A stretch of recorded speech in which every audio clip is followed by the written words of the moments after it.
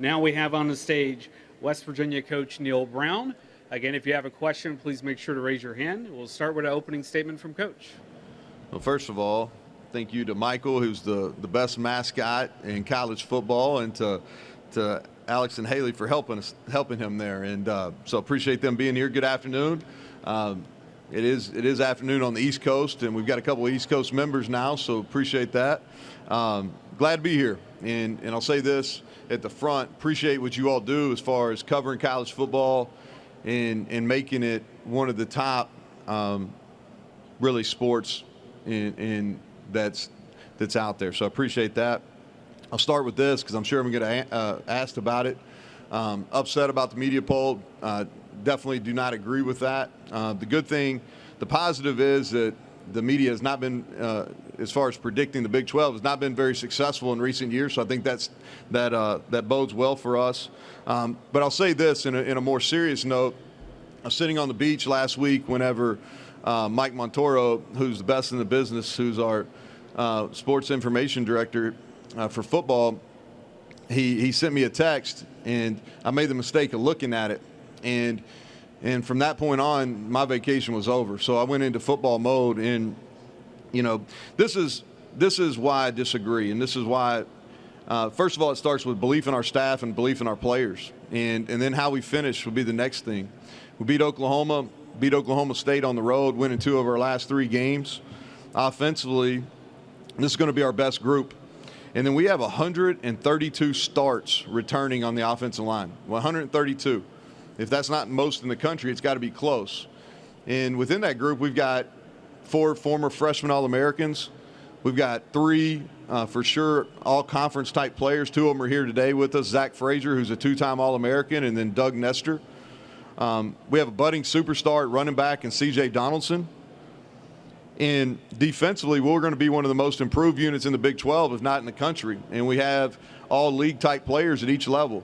And those guys are here today. Sean Martin at defensive end, Lee Koba, who'll be one of the leading tacklers in the conference this year at Mike linebacker, and then Aubrey Burks at safety. And all 3 of those guys are here. And we've added talented experience in the secondary through the transfer portal.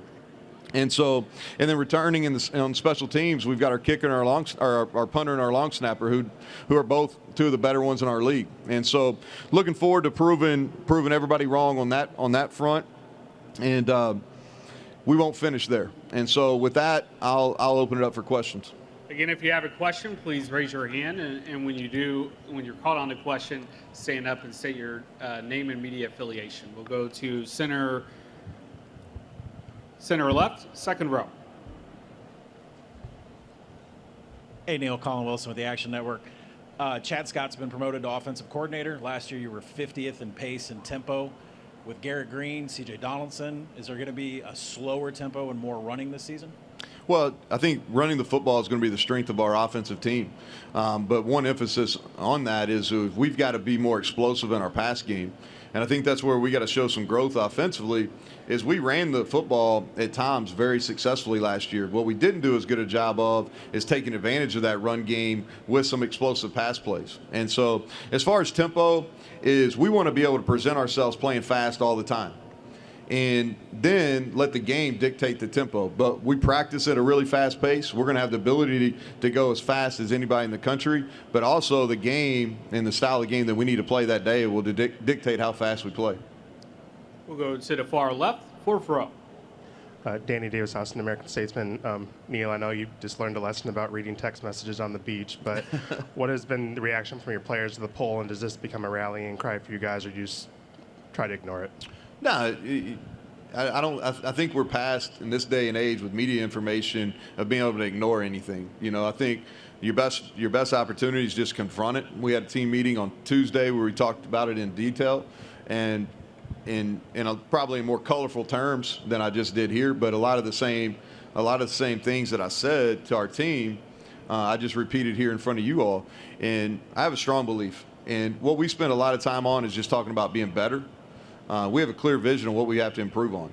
I think if you talk about offensively, we've got to get better efficiency-wise, especially on first down and in the red zone.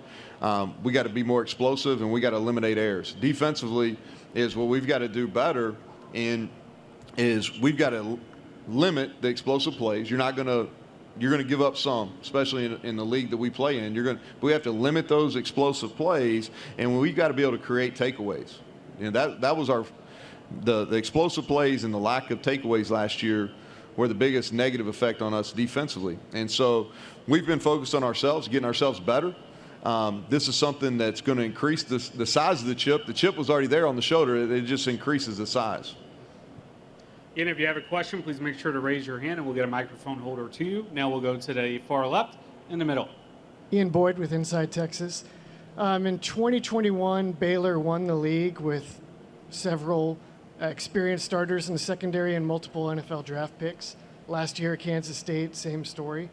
Do you believe that that's a necessary prerequisite for winning the league now? And how do you feel about West Virginia's secondary coming into the season? Well, I think each year's different, right?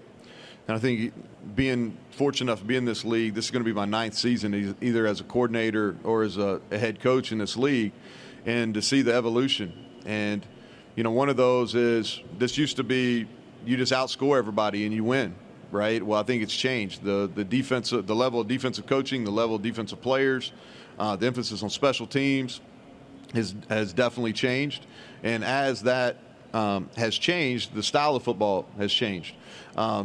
You got to be able to defend the pass. If you go back and look at us, we played really good defense for 3 years. In 2020, we played great defense, but we played really good defense. And what we did a good job of is we gave up some completions, but we kept the ball in front of us. We were able to tackle, and we didn't give up the home run shots. And so I think when you look back to whether it was Baylor or Kansas State, what they did a really good job of is limiting those deep pass plays. And their secondaries both tackled it at a high level.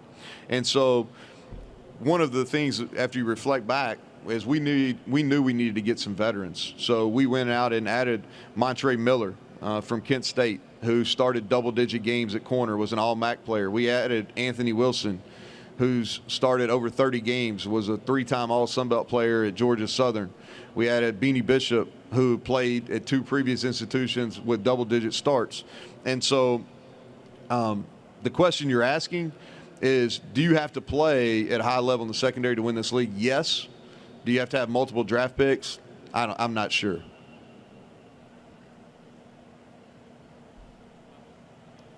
And any questions for Coach?